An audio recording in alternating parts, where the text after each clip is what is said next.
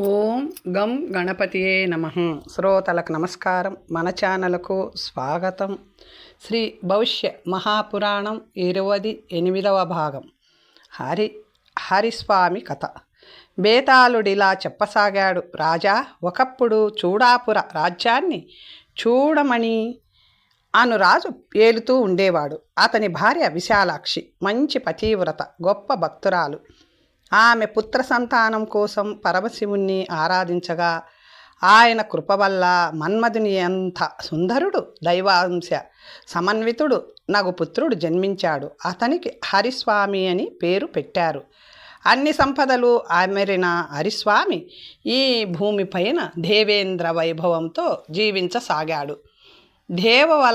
దేవల మునిచే శపింపబడి మానుషీ రూపాన్ని పొందిన దేవాంగన ఒక ఇంట రూపలావణ్యిక అనే పేరుతో అవతరించి పెరిగి పెద్దదై హరిస్వామి పత్ని అయినది. ఇద్దరూ ఒకరి కోసం ఒకరుగా ఒకరితోనొకరు కలిసిమెలిసి జీవిస్తూ ఉండగా ఒకనాడు గాఢ నిద్రలోనున్న ఆమెను సుకలుడను పేరుగల గంధర్వుడు అపహరించుకుపోయాడు. హరిస్వామి మరునాడు పెందలకడనే లేచి చూసేసరికి భార్య కనపడలేదు. ఆమెను వెదికి వేసారి నిరాశతో సంసారంపై విసిగి సన్యాసం స్వీకరించి భిక్షుక వృత్తిలో జీవించసాగాడు. మనసును పూర్తిగా శ్రీహరి మీద లగ్నం చేసి ఆకలి తెలిసినప్పుడు మాత్రమే ఏ బ్రాహ్మణ గృహానికో భిక్షకుపోతూ తపస్సు చేసుకోసాగాడు. శివవరప్రసాది దైవాంశ సంభూతుడు అయిన వానికి దుఃఖం నుండి, చీకటి నుండి బయటపడి వెలుగులోకి వెడలిపోవడం సహజమే కదా.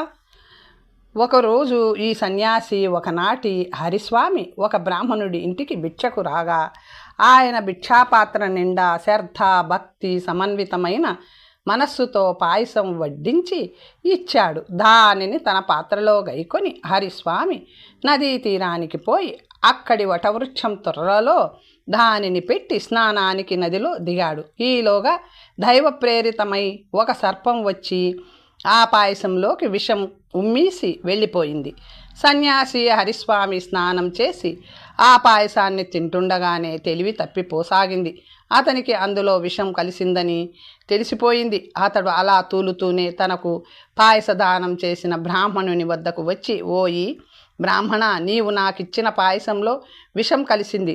నేను చనిపోతున్నాను. నీకు బ్రహ్మహత్యా పాతకం తగులుతుందేమో విచారించు అంటూ మరణించాడు. శివప్రసాది అయిన అతడు శివలోకాన్ని చేరుకున్నాడు. విక్రమాదిత్య మహారాజా, ఇప్పుడు చెప్పండి, బ్రహ్మహత్య పాతకం ఎవరికి తగులుతుంది? విషధరమైన నాగు ఆ పాత్రలో తనకి పనికి వచ్చేదేమైనా ఉందేమో అని నోరు పెట్టింది. దాని నోటిలోని విషం అందులో పడడం దైవేచ్ఛ కాబట్టి దానికి పాపమంటదు. సన్యాసి హరిస్వామి భిక్ష కోసమై బ్రాహ్మణుని ఇంటికి వచ్చాడు. ఆ బ్రాహ్మణునికి హరిస్వామి అతిథి దేవ స్వరూపుడు. అతిథి ధర్మ పాలన చేయడం ఆ వర్ణాశ్రమ ధర్మం. తన వద్ద ద్రవ్యం ఉండి అప్పుడు దానం ఇవ్వకపోతే పాపం చుట్టుకుంటుంది. అందుకే అతడు భక్తితో దానమిచ్చాడు. ఆ విషయాన్ని అతడే కలిపి ఉంటే తప్పకుండా అతనికే ఈ పాతకం తగిలి ఉండేది. కానీ అలా జరగలేదు కదా. ఒకవేళ సన్యాసి ఆత్మహత్య చేసుకొని ఉంటే ఈ పాతకం అతనికి తగలాలి. అలా కూడా జరగలేదు కదా. మనిషి చేసే శుభాశుభ కర్మలే వాని జన్మ మృత్యువులను నిర్దేశిస్తాయి. అతడు కర్మవశాన పుట్టాడు. కర్మ తీరిపోగానే శివుని చేరుకున్నాడు కాబట్టి ఎవరికి పాతకం చుట్టుకోదు అని వివరించాడు విక్రముడు. జీవన దాన ధర్మం అను జీమూత వాహనుని కథ. రుద్రకింకరుడు బేతాళుడు తన మహారాజుకు మరొక కథను వినిపించసాగాడు. మహారాజా, పూర్వము కన్యాకుబ్జం నేటి కనౌజ్లో దానశీలుడు సత్యవాదియు దేవీ పూజ తత్పరుడును అగు ఒక బ్రాహ్మణుడు ఆయన తాను దానంగా గ్రహించిన ద్రవ్యాలన్నిటినీ మరలా దానమిచ్చేస్తూ ఉండేవాడు. ఒక సంవత్సరం శారదీయ నవదుర్గా వ్రతాలు వచ్చినవి.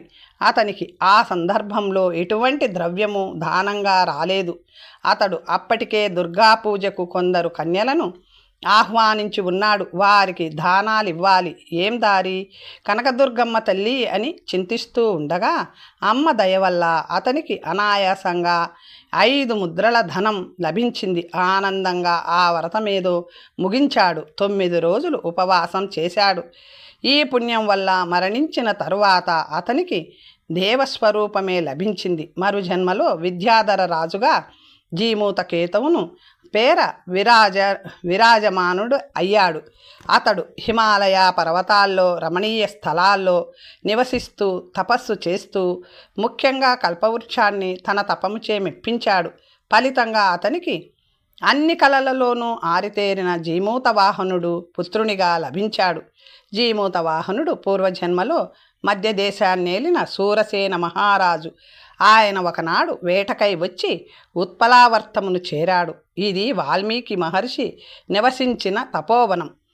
అది చైత్ర శుక్ల నవమి రోజు, అంటే శ్రీరామనవమి. అక్కడ శ్రీరామనవమి ఉత్సవాలని ఈ మహారాజు దగ్గరుండి మరీ బ్రహ్మాండంగా జరిపించాడు. వాల్మీకి మహర్షి నివసించిన కుటీరంలో రాత్రంతా రామతారక జపం చేస్తూ జాగారం చేశాడు. రామమయములైన గ్రంథాలను తనివి తీరా విన్నాడు, గానం చేశాడు. ఈ పుణ్యం వల్ల ఆ శూరసేన మహారాజే జీమూత వాహనుడని పేర విద్యాధర రాకుమారునిగా పుట్టాడు. పెరిగి పెద్దయిన మహాత్ముడు జీమూత వాహనుడు శ్రద్ధగా కల్పవృక్షానికి పూజించాడు. 1 ఏడాదికే ఆమె ప్రసన్నురాలై సాక్షాత్కరించింది. వరం కోరుకోమని అడుగగా ఆ ధర్మాత్ముడు, అమ్మ, నా నగరం నీ దయతో ధనధాన్య సంపన్నం కావాలి. నా ప్రజలు సుఖశాంతులకు లోటు ఉండకూడదు నా ప్రజలకు అని కోరుకోగా తదాస్తు అని దీవించి కల్పవృక్షం కనుమరుగైపోయింది. తమ నగరం రాజ్యం ప్రపంచంలోని అతి సంపన్నం కావడంతో రాజ్యాన్ని దక్షుల చేతిలో పెట్టి పితాసుతులిరువురు అతిశయ రమణీయ మలయాచలంపైకి కఠోర తపస్సు చేయడానికై వెడలిపోయారు. ఒకనాడు మలయధ్వజ మహారాజు గారి కూతురు కమలాక్షి శివుని పూజించడానికై మలయ ప్రాంతంలోని ఒక శివమందిరానికి వచ్చింది. అదే సమయానికి అదే పని మీద జీమూత వాహనుడు కూడా అక్కడికి వచ్చాడు. వారిద్దరూ ఒకరినొకరు ఇష్టపడ్డారు. జీమూత వాహనుడే స్వయంగా వివాహ విషయాన్ని ప్రస్తావించడంతో ఆనందంతో పొంగిపోయిన మలయధ్వజుడు తన కూతురు కమలాక్షిని అతనికిచ్చి వివాహం చేశాడు. ఒకనాడు జీమూత వాహనుడు మలయధ్వజుని పుత్రుడైన విశ్వావసువు కలిసి గంధమాదన పర్వతంపైకి విహారానికి వెళ్ళారు. అక్కడ నరనారాయణులను చూసి నమస్కరించారు. ఆ శిఖరంపైకి విష్ణుదేవుని వాహనమైన గరుత్మంతుడు వచ్చి వాలాడు. అప్పుడు శంఖచూడుడను నాగయువకుని తల్లి జీమూత వాహనుడున్న చోటికి దగ్గరలోనే కూర్చొని గుండెల అవిసేలాగా రోధించసాగింది. శ్రీ యొక్క కరుణాక్రందనాన్ని విన్నగానే సహజంగా దీనవత్సలుడైన జీమూత వాహనుడు ఆమె వద్దకు పోయి చాలా మృదువుగా, అమ్మ, ఎందుకు రోధిస్తున్నావు? నీకొచ్చిన కష్టమేమిటో చెప్పు అని అడిగాడు. ఆమెకు అతడొక దేవత వలె తోచినట్లున్నాడు. వెంటనే ఆమె ఇలా చెప్పింది. రోజుకొకరు చొప్పున మా నాగులను గరుడునికి ఆహారంగా పంపేలాగా మా రాజుకి గరుడునికి ఒప్పందం కుదిరింది. ఈరోజు నా కంటి దీపం, మా ఇంటి వెలుగు అయిన నా ఏకైక పుత్రుడు ఆ గెద్దల రాజుకు బలి అయిపోతున్నాడు నాయన. అందుకే ఏమీ చేయలేక ఏడుస్తున్నాను అన్నది. జీమూత వాహనుడేమీ మాట్లాడలేదు. ఆమెను ఓదార్చే ప్రయత్నమూ చేయలేదు. అది అనవసరం కూడాను. వెంటనే గరుడ శిఖరం మీది విద్య శిల వద్దకు పోయి శంఖచూడు ధరించవలసిన బలిబట్టలను తానే వేసుకొని పడుకున్నాడు. గరుడు గబగబా వచ్చి జీమూత వాహనుని తనకు నాగులిచ్చిన బలి అనుకొని కాళ్ళలో ఇరికించుకొని ఆకాశంలోకి ఎగిశాడు. జీమూతుని పత్ని కమలాక్షి ఆకాశంలో గరుడునికి భక్ష్యం కాబోతున్న తన పతిని చూచి పెద్ద పెట్టున రోధించసాగింది. ఈలోగా గరుడునికి ఏదో తేడాగా ఉందనిపించింది. తను రోజు భక్షించే భక్ష్యాలు భయంతో భయంకరమైన ముఖాలతోనే రోధనతో ఉండేవి. కానీ ఈనాటి భక్ష్యం మాత్రం ఆనందంగా ఉన్నట్టు కనిపిస్తున్నాడు. వెంటనే తన కాళ్ళ మధ్యనున్న బలిని తేరపార చూసిన గరుడునికి మతిపోయినంత పనైంది. వాడు నాగుడు కాదు, కాంతులు విరజిమ్ముతున్న ధర్మ సౌందర్యములు గల విద్యాధరుడో నరుడో కానీ నాగుడు ఏమాత్రం కాడని గరుడునికి బోధపడింది. వెంటనే భయపడుతూనే అడిగాడు, నువ్వు నాకు భక్ష్యమెట్లా అయినావు అని. నేటి నీ బలి శంఖచూడ నాగుడు. అతని తల్లి దుఃఖిస్తుంటే జాలి కలిగి ఆమె కొడుకును రక్షించాలనే కోరికతో అతని కంటే ముందే వచ్చి నేను బలిపీఠాన్ని అధిరోహించాను అని చెప్పాడు జీమూతుడు. ఈలోగా అతనికి బదులుగా ఇంకెవరో గరుడుని గళానికి బలైపోతున్నారని శంఖచూడ నాగునికి తెలిసింది. అతడు పరుగున కొండ కొమ్మున చేరి ఇంకా ఏ ఘోరము జరగనందుకు సంతోషించి గరుత్మంతునితో, కృపాసాగర, నీ భోజనానికి ఈరోజు నిర్ణయింపబడిన వాడను నేను. ఓ మహామతి, ఈ దివ్య పురుషుని, ఈ మహాత్ముని వెంటనే వదిలివేసి నన్ను భుజించు, ఇదే న్యాయం అని గట్టిగా అరిచి చెప్పాడు. గరుడునికి జీమూత వాహనుని మహానత పూర్తిగా బోధపడింది. అతడు అత్యంత ప్రసన్నుడై జీమూత వాహనునితో ఇలా చెప్పాడు, నేను నీకు వరాలిస్తున్నాను. విద్యాధర లోకంలోనే అతిపెద్ద సుందర నగరి రాజధానిగా నీవు చక్రవర్తివి కాగలవు. శంఖచూడుని గాని అతని జాతి వారిని గాని నేనిక ఎప్పటికీ హింసింపను. నీవు 1,00,000 సంవత్సరాల పాటు అన్ని ఆనందాలను అనుభవిస్తూ రాజ్యం చేసి దేహాంతంలో వైకుంఠ నివాస ప్రాప్తి నొందగలవు. ఈ విధంగా తన సహజ సిద్ధమైన దైవత్వం జీమూత వాహనునిచే మేల్కొలపబడగా వారందరినీ దీవించి గరుత్మంతుడు అంతర్ధానం చెందాడు. ఇప్పుడు చెప్పండి మహారాజా, శంఖచూడ జీమూత వాహనులలో ఎవ్వరికి మహాఫలం ప్రాప్తించింది? వీరిలో ఎవరు అధిక సాహసి? అడిగాడు బేతాళుడు. రుద్రకింకర, మహాఫలం ప్రాప్తించింది శంఖచూడునికే. ఎందుకంటే ప్రాణానికన్నా గొప్పది లేదు కదా. పైగా జీమూత వాహనుని స్వభావమే పరోపకార పరాయణత్వం. గొప్ప ఫలం ఏదైనా అటువంటి మహనీయునికి అధికం కాదు. ఇక సాహసి కూడా శంఖచూడుడనే చెప్పాలి. మహారాజు స్వయంగా సాహసి అయి ఉండాలి. కర్తవ్యం కోసం బలిపీఠాన్నెక్కడం సాహసమే కానీ అతని స్థాయికి అది సహజమే. శంఖచూడు సామాన్య నాగ యువకుడు. గరుత్మంతుడు కలలో కనిపిస్తేనే గుండె ఆగిపోయే జాతి వానిది. అలాంటిది ప్రాణాలు దక్కగానే బ్రతుకు జీవుడా అని పారిపోకుండా మిక్కిలి వేగముగా జీమూత వాహనుడేమైపోతాడో అని పరుగున వచ్చి గరుత్మంతుని చేరి కేకలు వేసి మరీ బలి కాబోయిన శంఖచూడుడే పెద్ద సాహసి, ఒక ధర్మాత్ముని ప్రాణాలు కాపాడిన త్యాగి అని రాజు వివరణతో సహా చెప్పగానే ఆనందంగా తల పంకించాడు బేతాళుడు. సాధనలో మనోయోగ మహత్తు అను గుణాకరుని కథ. బేతాళుడిప్పుడు గుణాకరుడను ఒక అసార్థక, నిరర్థక, అనర్థక నామధేయుని కథను వినిపిస్తున్నాడు అని చెప్పసాగాడు సూతుడు సౌనకాది మహామునులతో. వైతాళుడు విక్రమాదిత్యునితో ఇలా చెప్పసాగాడు. మహారాజా, ఒకప్పుడు ఉజ్జయినిలో దేవశర్మయ్యను బ్రాహ్మణుడు ఉండేవాడు. అతని కొడుకు పేరు గుణాకరుడు. అతడు వ్యసనపరుడు అయిపోయి జూదానికి మద్యానికి తన తండ్రి ఆస్తిని చాలా వరకు తగలబెట్టగా బంధువులందరూ కట్టగట్టుకొని వచ్చి బ్రాహ్మణ్యం మంటగలిసిపోతున్నదని బాధపడి వానిని పరిత్యజించి తగిలేశారు. అతడు ఎక్కడెక్కడో తిరిగి దైవయోగమున ఒక సిద్ధాశ్రమ ప్రాంతానికి చేరాడు. అక్కడ కపర్ధియను సిద్ధుడుండేవాడు. ఆయన గుణాకరునికి కొంత భోజనాన్ని పంపించాడు. కానీ ఆకలి బాధను అనుభవిస్తూనే గుణాకరుడు ఆ భోజనాన్ని స్వీకరించలేదు. అప్పుడు కపర్ధి ఒక యక్షిణిని పిలిచి గుణాకరుడున్న చోటికే పంపించాడు. ఆమె సగౌరవంగా గుణాకరుని తమ ఆశ్రమానికి దయచేసి ఆతిథ్యాన్ని స్వీకరింపమని కోరింది. అతడు ఆమె అందాన్ని చూసి అప్రతిభుడై వెళ్ళాడు. ఆ తరువాత ఆమె కైలాస శిఖరానికి వెళ్ళిపోయింది. గుణాకరుడు ఆమె వియోగం చేత విహల్వుడై యోగి కపర్ధి వద్దకు పోయి ఆమెను పొందాలనే తన కాంక్షను వెల్లడించి ఎలాగైనా తన ఆశయాన్ని నెరవేర్చుకునే ఉపాయాన్ని చెప్పమని ప్రాధేయపడ్డాడు. యోగి గుణాకరునికి ఆమెను ఆకర్షించే విద్యను ప్రదానం చేసి, వత్స, నీవు 40 రోజుల పాటు అర్ధరాత్రి నీటిలో నిలబడి తెల్లారేదాకా ఈ శుభమంత్రాన్ని జపించు.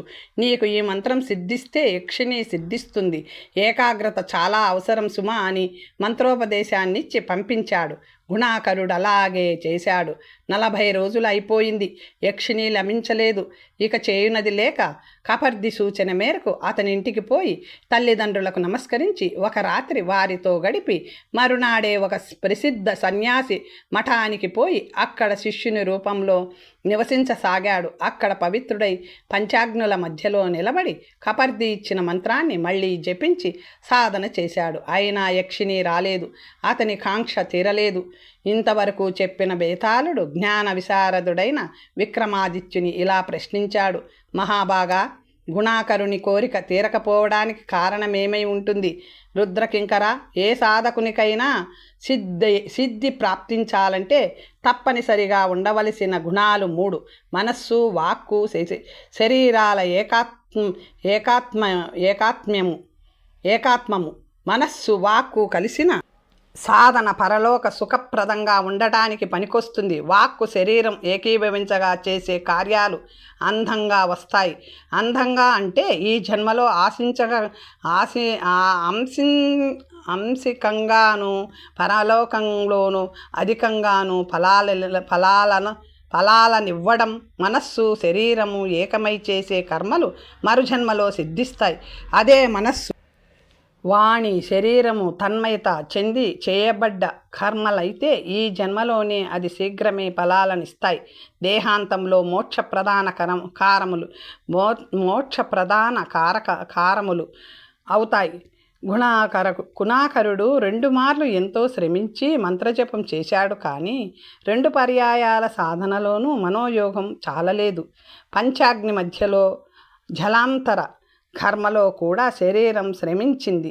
వాణి మంత్రజపంలో మగ్నమైంది. కానీ గుణాకరుని మనస్సు మంత్రంపై కాకుండా యక్షిణి పొందుపైనే లగ్నమై ఉంటుంది. ఈ కారణం వల్ల అతనికి యక్షిణి లభించలేదు. అయితే సాధన శాంతము వృథా అయి ఉందని, ఈ చేసిన దానికి ఫలితంగానే అతడు మరుజన్మలో యక్షునిగా పుట్టి ఆ యక్షిణిని పొంది ఉంటాడు అని విక్రమాదిత్యుడు బదులియ్యగానే తాను చెప్పిన కథాంశాన్ని కూడా జ్ఞానబలంతో పోల్చి చెప్పిన రాజుని చూసి సంతోషంగా తల పంకించాడు బేతాళుడు. సంతానంపై సమాన ప్రేమ అను మధ్యమపుత్రుని కథ. బేతాళుడు మరొక కథను చెప్పసాగాడు. మహారాజా, ఒకప్పుడు చిత్రకూటమున రూపదత్తుడని ఒక విఖ్యాతుడైన రాజు పరిపాలిస్తూ ఉండేవాడు. అతడొకనాడు వేటకు వెళ్ళి ఒక మృగాన్ని తరుముతూ పోయి ఒక వనంలో ప్రవేశించాడు. మధ్యాహ్న కాలంలో నీటి జాడలను చూసుకుంటూ పోగా ఒక అందమైన సరస్సు, అక్కడ కమలాలను కోస్తూ ఇంకా అందమైన కన్య కనిపించారు. ఆమెతో పాటు ఒక సఖి కూడా ఉంది. ఆ సుందర మునికన్య శ్రేష్ఠ రూపాన్ని చూసిన వెంటనే రాజు ఆమెను తన రాణిని చేసుకోవాలని దృఢ నిర్ణయానికి వచ్చేశాడు. ఆ కన్య కూడా రూప సుందరుడైన రాజును ప్రసన్న దృష్టులతో చూడసాగింది. కొన్ని క్షణాల పాటు ఇరువురు ఒకరినొకరు చూసుకుంటూ ఉండిపోయారు.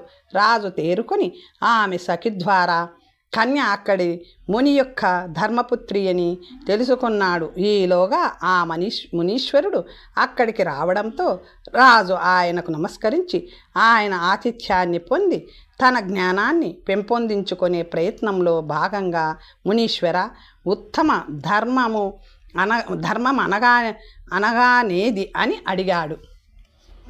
ఆ మహామనిషి అయిన ముని ఇలా బోధించాడు. రాజా, అసహాయుల పాలన, పోషణ, శరణాగత రక్షణ, భూతదయ అన్నింటిలోనికి ముఖ్య ధర్మములు. భయభీతులకు అభయమిచ్చుట కూడా దానంతో సమాన ధర్మమే.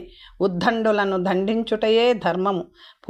పూజార్హత గల జనులను పూజిస్తూ గోబ్రాహ్మణుల సంతృప్తులై ఉండేలా జాగ్రత్త పడుతూ దండించేటప్పుడు పక్షపాతాన్ని సంపూర్ణంగా త్యాగం చేస్తూ రాజధర్మాన్ని పాటించాలి. దేవతలను పూజించినప్పుడు మోసం, మాయ, కపటం వంటి వాటిని మనసులోనికి రానియకుండా శ్రద్ధ భక్తులతోనే ఉండాలి. గురువులను, శ్రేష్ఠ జనులను లాభాపేక్షతో కాకుండా సమాహిత చిత్తంతో పూజించాలి. దానం మృదుభాషణ సహితంగా చెయ్యాలి. చిన్న పాపమైనా కూడా చాలా పెద్ద శిక్షనే వేయిస్తుందని గుర్తుంచుకొని జీవనం గడపాలి. ఇవన్నీ కలిసినదే ఉత్తమ ధర్మం.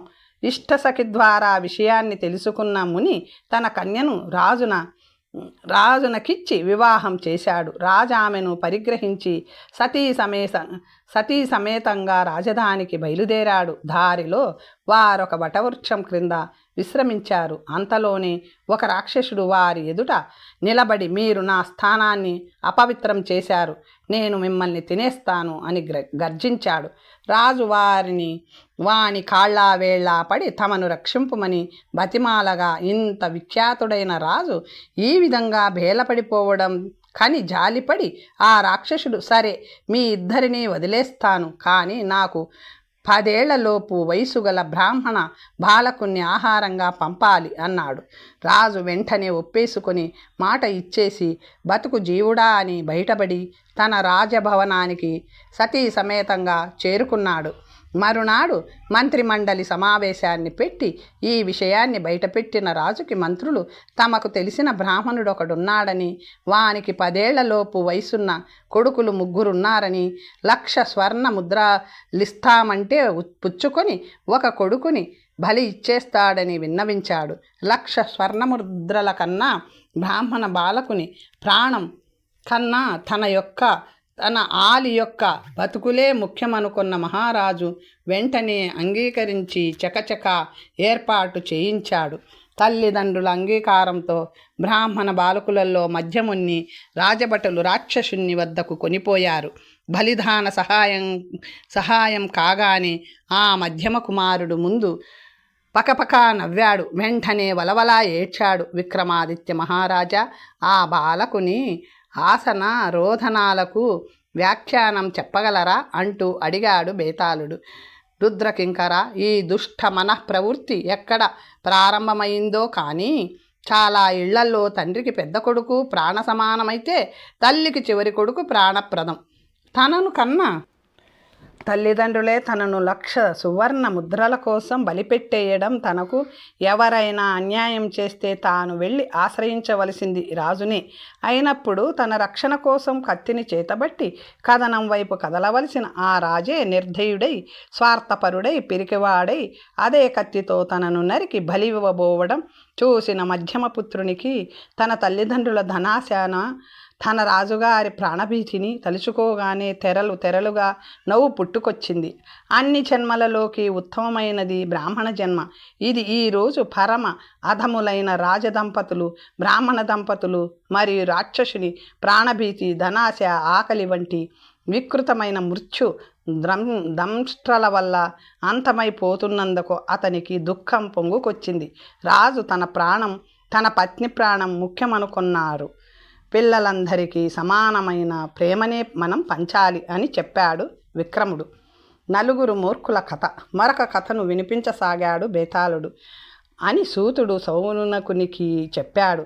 మహారాజా, జయపురాన్ని వర్ధమానుడు పరిపాలిస్తున్న కాలంలో ఆ రాజ్యంలో ఒక గ్రామంలో వేదాంగ పండితుడైన విష్ణుస్వామి అను ఒక బ్రాహ్మణుడు ఉండేవాడు. ఆయన రాధాకృష్ణ భక్తుడు. ఆయనకి 4 కొడుకులు. 4 రకరకాల వ్యసనాలకు లోనైపోయారు. నిందిత కర్మలను ఆచరిస్తూ తండ్రి పేరును చెడగొట్టసాగారు. మొదటి కొడుకు ధూర్త కర్ముడు, 2వ వాడు వ్యభిచారి, 3వ వాడు విషయలోలుడు, చివరివాడు నాస్తికుడు. తండ్రి పంచి ఇచ్చిన ఆస్తులన్నిటినీ తగులబెట్టి దరిద్రులైపోయారు. 4 ఒకనాడు తండ్రి వద్దకు వచ్చి, ఆర్య, మన దగ్గర ఎంత ప్రయత్నం చేసినా లక్ష్మి ఎందుచేత నిలబడలేదు అని ప్రశ్నించారు. తండ్రి ఒక్కొక్కడిని సంబోధిస్తూ ఇలా చెప్పాడు. ధూర్తకర్మ, జూదం మొదట్లో లాభాన్ని తెచ్చినట్లు కనిపించినా క్రమక్రమంగా మొత్తం ధనాన్ని హరించి వేస్తుంది. నీ ధూర్త బుద్ధి నిన్ను ద్యూతం వైపు నడిపించి నాశనం చేసింది.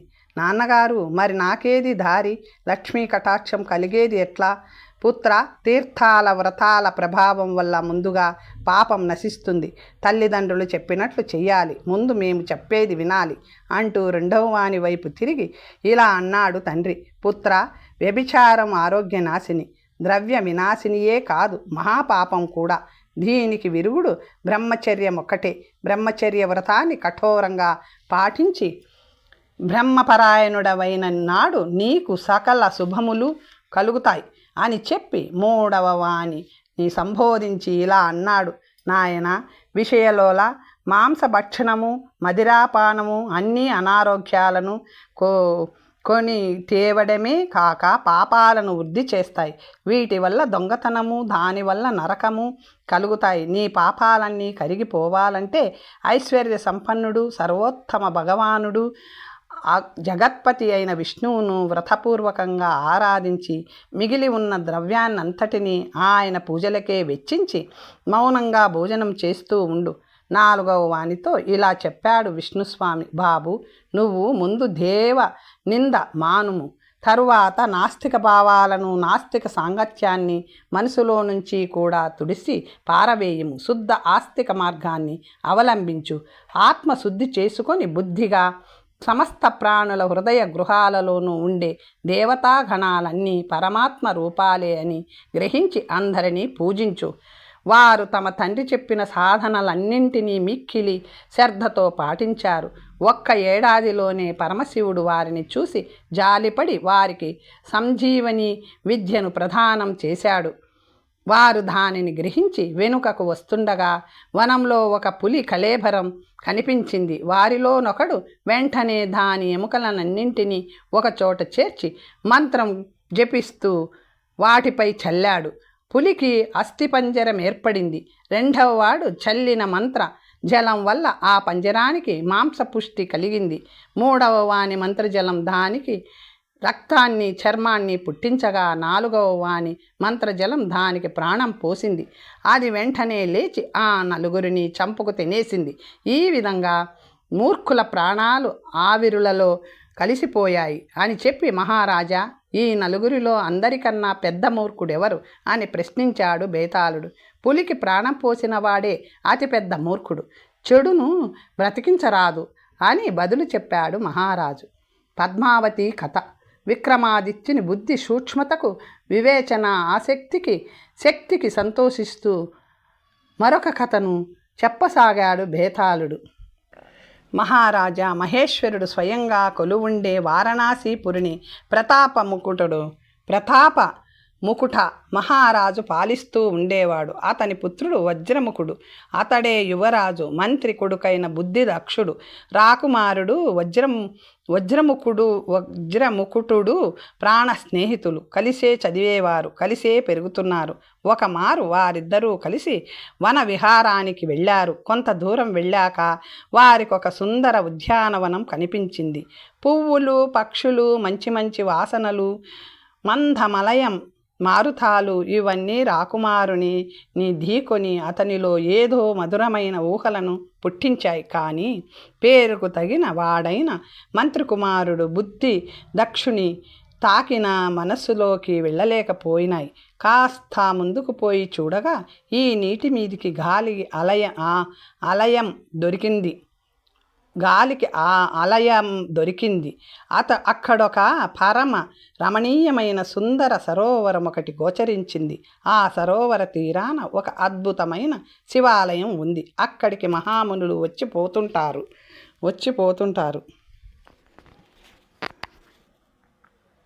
ఈ యువకులిద్దరూ ఆ శివాలయంలోకి వెళ్ళి పురహరుని దర్శించుకొని చాలా ఆనందించారు. ఈలోగా అక్కడికి కర్ణాటక రాజు దత్తవక్తుని కూతురైన పద్మావతి వచ్చింది. ఆమె అందాన్ని చూసి యువరాజు మూర్ఛపోయాడు. ఆమె కూడా అతనిని చూసింది. ఆ కామిని ఏ కామ వికారాన్ని ప్రదర్శించలేదు. కానీ ఆమె కూడా అతని అందాన్ని చూసి మోహించింది. రాకుమారునికి తెలివి వచ్చి చూసేసరికి ఆమె శివమందిరం వెలుపలికి వచ్చి వేసింది. సఖీజనం పరివేష్టించి ఉండగా సరస్తీరాన ఉంది. అతడు పరమశివ, నన్ను రక్షించు అంటూ బయటకు వచ్చి ఆమెను చూశాడు. ఆమె ముఖం ప్రసన్నంగా పెట్టి ఒక పద్మాన్ని శిరస్సుపై నుంచుకొని మరలా దానిని తీసి పట్టుకుంది. మరలా దానిని చెవికి ఆనించి దంతాల మధ్య సున్నితంగా పెట్టుకొని కంఠానికి అంటించుకుంది. మరలా దానిని పాదాల వైపు పోనిచ్చి పైకి తీసి హృదయంలోకి దూర్చుకున్నట్లు అభినయించి అర్థమైందా అన్నట్లు చూసి తన చెలులతో నిష్క్రమించింది. ఆ తరువాత తన తండ్రితో కలిసి మిగతా తీర్థాలను చేవించుకుంటూ వెడలిపోయింది. యువరాజు మోహాక్రాంతుడై మరలా మూర్ఛపోయాడు. మంత్రి కుమారునికి పద్మావతి చేసిన సంజ్ఞల సంగతి ఇంకా తెలియలేదు. రాకుమారుడు మూర్ఛ తేరిన వెంటనే తనలో తాను నవ్వుకుంటూ అతనిని మందిరంలో దిగవిడిచి తన పని మీద పక్క ఊరికి వెళ్ళాడు. ఈలోగా రాకుమారుని కామజ్వరం అతని పీకల మీదికి వచ్చింది. కంటి చూపు లేదు, నోట మాట లేదు. జబ్బు మనిషిలాగా అయిపోయి సేనాగారమును తెలియలేదు. రాకుమారుడు మూర్ఛ తేరిన వెంటనే తనలో తాను నవ్వుకుంటూ అతనిని మందిరంలో దిగవిడిచి తన పని మీద పక్క ఊరికి వెళ్ళాడు. ఈలోగా రాకుమారుని కామజ్వరం అతని పీకల మీదికి వచ్చింది. కంట చూపు లేదు, నోట మాట లేదు. జబ్బు మనిషిలాగా అయిపోయి సేనాగారమును వేడుట లేదు. ఎవరికి ఏమి చెప్పుకోలేదు. రాజుగారు కంగారు పడి మంత్రి కుమారుని వెంటనే రమ్మని కబురు పెట్టారు. బుద్ధి దక్షుడు వచ్చి అతనికి అప్పటికే కొంత తెలుసు కాబట్టి మిగతా విషయాన్నంతటినీ రాకుమారుని నుండి అతి కష్టం మీద రాబట్టాడు. ఆమె ఎవరో, ఎవరి కన్యయో, ఎక్కడి చిన్నదో తెలియక సతమతమై ఇలా అన్నాడు. మంత్రి కుమారుడు, మిత్రమా, ఆమె చేసిన సైగలను ఆ పరమశివుని ఆలయం వద్దే నువ్వు నాకు చెప్పి ఉంటే నీకింత బాధ కలుగకనే పోను. నువ్వు విరహంతో పడి వివేచించలేదు. కానీ ఆమె తన చిరునామాను మనోనిశ్చయాన్ని నీకు సైగల ద్వారా తెలియజేసింది. ఆమె పేరు పద్మావతి, కర్ణాటక రాజైన దత్తవక్తుని కూతురు. నిన్ను తన హృదయంలో నిలిపివేసుకుంది. నీ కోసం ఎదురు చూస్తూనే ఉంటుంది. అది ఆ సైగల భావం. వెంటనే రాకుమారుడు వింటిని విడిచిన బాణంలాగా లేచి రాజుగారి వద్దకు దూసుకుపోయాడు. మంచం పట్టేసిన వాడు మరలా మంచు కడిగిన మల్లెపువ్వులాగా మిలమిలలాడిపోవడాన్ని చూసి రాజే ఆశ్చర్యపోయాడు. మంత్రి కుమారుడు మహారాజుతో రాకుమారుని ఆరోగ్యం ప్రస్తుతానికి కుదుట పడినట్లు కనిపించినా అసలు రోగం అలాగే ఉందని యువరాజే స్వయంగా కర్ణాటక రాజ్యానికి వెళ్ళి ఔషధ సేవనం చేస్తే కానీ పూర్తిగా నశింపదని, తాను యువరాజు కర్ణాటక వెళ్ళి రావాలని విన్నవించి ఆయన అనుమతిని ఆశీర్వాదాన్ని పొందాడు. ఇద్దరు జవనాశ్వాల నదిరోహించి దత్తవక్తుని రాజధానికి చేరారు. అక్కడ అంతఃపురంలో పనిచేసే ముసిలి దాసి కొనొకతను పట్టి ధనమిస్తానని ఆశపెట్టి పద్మావతికి ఇలా కబురు పెట్టారు. నీవు జ్యేష్ఠ శుక్ల పంచమి సోమవారం నాడు సరోవరం వద్ద చూసిన అందగాడు నీకోసమే వచ్చి నా వద్దనున్నాడు. ముసలిని దాసి ఇలా చెప్పగానే పద్మావతి కోపంగా, ఓసి దుష్టురాలా, ఇలా రావే అంటూ ఎర్ర చందనం పూయబడి ఉన్న తన ఉంగరం వేలితో ఆమె కపోలాలను 3 మార్లు తట్టి అక్కడి నుండి వెళ్ళిపోయింది. ఈ సైగను బట్టి 3 రోజుల తరువాత యువరాజును రమ్మన్నదని పోల్చుకున్నారు యువకులు. 3 రోజులు కాగానే ముసలి దాసి మరలా రాకుమారితో ఇలా అన్నది, అమ్మాయి గారు, మీ అందగాడు మీకోసం చూసి అన్నపానాదులు సొక్కక అలమటిస్తున్నాడు. నీ దర్శనాన్ని శీఘ్రమే కాంక్షిస్తున్నాడు. పద్మావతి సన్నగా నవ్వుతూ తన చేతి ఉంగరాన్ని దక్షిణం వైపున్న గవాక్షం వైపు విసిరింది. ఈ సైగను రాకుమారుడు అర్థం చేసుకుని అర్ధరాత్రి ఆమె తెరిచి ఉంచిన దక్షిణ గవాక్షం ద్వారా ఆమెను చేరుకున్నాడు. ఇరువురు కామకులై కావడంతో 1 నెల రోజుల పాటు అన్ని అవధులను దాటి ఒకరినొకరు అనుభవించారు. అప్పటికి రాకుమారునికి మంత్రి కుమారుడు గుర్తుకు వచ్చి తమ కలయికకు ఆ బుద్ధిదక్షుని సునిశిత మేధయే కారణమని పద్మావతికి చెప్పి అతనినొక మారు చూసి వస్తానన్నాడు. అతనొక మారు చూసి మాట్లాడి వెంటనే వెనక్కి వచ్చేస్తానన్నాడు. ఆమె అతి కష్టం మీద అంగీకరించింది. అతనిని వీడ్కొల్పుతూ మనిద్దరినీ కలిపిన ఆప్తమిత్రుడు బుద్ధి దక్షునికి నా తరపున నివేదించండి అంటూ పాయసాన్ని పంపించింది. అందులో అన్ని మధుర సుగంధ రుచికర పదార్థాలతో పాటు కాస్త విషం కూడా కలిపింది. రాకుమారుడు తన మిత్రుని కలుసుకున్నాడు. ఈ నెల రోజులు బుద్ధిదక్షుడు చిత్రగుప్తుని పూజలు ఉపాసన చేశాడు. రాకుమారుడతనికి తన ప్రేయసి ఎంతో ప్రీతితో నివేదించిన పాయసాన్ని ఇచ్చాడు. అతడు దానిని పక్కన పెట్టేశాడు. ఎంతసేపు చూసినా అతడు దానిని ముట్టుకోకపోయేసరికి యువరాజుకు కోపం వచ్చి మిత్రునిపై చిందులేశాడు. బుద్ధిదక్షుడు నవ్వుతూ అక్కడ తిరుగుతున్న ఊర కుక్కల్లో 2 కాళ్ళు లేని దానిని వెతికి దానికి ఆ పాయసాన్ని పెట్టాడు. అది వెంటనే చచ్చి పడిపోయింది. యువరాజుకు మరింత కోపం వచ్చింది. ఈ మారు తన ప్రేయసి మీద పద మిత్రమా ఇంటికి పోదాం, ఈ కామిని ముఖం కూడా ఇక చూడను, ఇటువంటి దృష్టురాలిని ప్రేమించడమే మహాపాపం అంటూ బయలుదేరాడు. బుద్ధిదక్షుడు గట్టిగా నవ్వి, కోపం వద్దు మిత్రమా, ఆమె నన్ను చంపాలనుకొని ఉండదు. అయినా ఆమెకు నెల్లాళ్ల పాటు నువ్వు అంతఃపురంలోనే ఉన్నా పోల్చుకోలేని ఆ రాజుకు గట్టి బుద్ధి చెప్పాలి. నువ్వు మళ్ళా ఆమె వద్దకు పోయి ఆమె అలంకారాలను కొన్నింటిని అపహరించుకొని రా. ఆమె మోకాలిపై ఇంత వేగం చెరగని త్రిశూలం ముద్రపు ఈ పదార్థమును నీటిలో తడిపివేసి వచ్చేయి అని చెప్పాడు. యువరాజు సంతోషంగా వెళ్ళి అలాగే చేసి వచ్చాడు. అప్పుడు వారిద్దరూ రుద్రమండల శ్మశానానికి వెళ్ళారు. సన్యాసి వేషాలు వేసుకున్నారు. మంత్రికుమారుడు గురువులాగాను, రాకుమారుడు శిష్యుడులాగాను వేషం కట్టారు.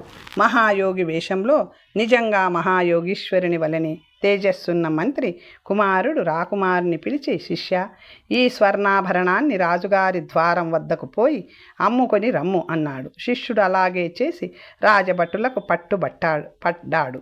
వారినతనిని దొంగగా భావించి దత్తవక్త రాజు వద్ద ప్రవేశపెట్టారు.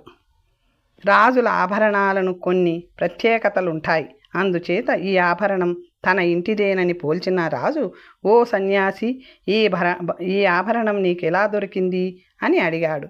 మా గురువుగారైన మహాయోగీశ్వరుడు గారిచ్చారు, ఆయన రుద్రభూమిలో ఉన్నారు అని యువరాజు చెప్పగానే రాజభటులను పంపించి బుద్ధిదక్షుని తన కొలువుకి రప్పించాడు. అతనిని ఇలాగే కాస్త మర్యాదగా అడిగాడు. మహారాజా, నేను మరుభూమిలో మంత్రోపాసన చేస్తూ ఉండగా ఎవరో పిశాచి వచ్చింది. నా పూజకు అడ్డు వచ్చిందని నేను దానిని మోకాలిపైన కాల్చిన త్రిశూలం గుర్తు పెట్టాను. అది భయపడిపోయి నాకు అలంకారాలనిచ్చి పారిపోయింది. అది ఎక్కడున్నా అశుభమే అని అందుకే దాని జాడ తెలుసుకోవడానికే నా శిష్యుని ఇలా చెప్పి పంపించాను అని చెప్పాడు ఆ గురువు. వెంటనే రాజు ఆ పిశాచి పద్మావతియే ననుకొని ఆమెను దేశ బహిష్కార శిక్ష విధించారు. ఊరి పొలిమేరల్లో ఆమె కోసమే కాచుకొని ఉన్న యువరాజు ఆమెను పరిగ్రహించి తన రాజ్యానికి తీసుకువచ్చి వివాహం చేసుకున్నాడు. మంత్రి కుమారుడు మాత్రం ఈ మొత్తం వ్యవహారంలో నాకు చిత్రగుప్తుని ఉపాసించడానికి 1 నెల సమయం దొరికింది. ఈ వృత్తాంతంలో జరిగిన పాపాలను ఎలా రాస్తాడో ఏమో అని గొనిగాడు. ఇంతవరకు చెప్పి కాస్త ఆగి ఇలా ప్రశ్నించాడు బేతాళుడు. మహారాజా, ఇంతకీ ఈ కథలో జరిగిన పాపాలేవి? ఎవరు కర్తలు? బేతాళ, కార్యార్థులమై ఉన్నప్పుడు చిన్నవో పెద్దవో తప్పులు చేయడం అందరికీ సహజమే. మంత్రికుమారుడి విషయాన్ని కుక్కకు పెట్టడం అలాంటిదే. కుక్క కుంటిదైనా ప్రాణం ప్రాణమే, పాపం పాపమే. ఇక పద్మావతి వజ్రముకుటులో వివాహపూర్వమే కామభోగాలను అనుభవించడము పాపం. మొత్తం కథలో మహాపాపి దంతవర్త మహారాజు. ప్రజలను కన్నబిడ్డల వలె కనిపెట్టుకోవాలని రాజధర్మం చెప్తుంది. అలాంటిది ఈయన కన్నబిడ్డనే కనిపెట్టుకోలేడు. చిన్నవాడినాడే ఆమె రజోగుణాన్ని పూల్చుకొని చిన్నప్పుడే ఆమెకు పెళ్లి చేసి పంపించి వేయవలసింది. అలా చెయ్యకపోగా తనతో తీర్థయాత్రలకు బయలుదేరిన మనిషి ఎవరితో ఎలా పసులుకుంటుందో చూసుకోవాలనే ఆలోచన కూడా ఆయనకి వచ్చినట్టు లేదు. తన అంతఃపురంలో పరాయి దేశపు రాకుమారుడు నెన్నాళ్ల పాటు ఉండగలిగాడంటే రాజభక్తి ఉండవలసిన ముసలిదాసి ధనానికి అమ్ముడుపోయిందంటే ఇవన్నీ రాజరిక వ్యవస్థ వైఫల్యాలే కాబట్టి మహారాజు నిర్లక్ష్య వైఖరియే మహాపాపం అని బదులిచ్చాడు విక్రముడు. ప్రసన్నుడై బేతాళుడి చివరి కథను ప్రారంభించాడు. తరువాత కథ వచ్చే భాగంలో తెలుసుకుందాం. నమస్తే.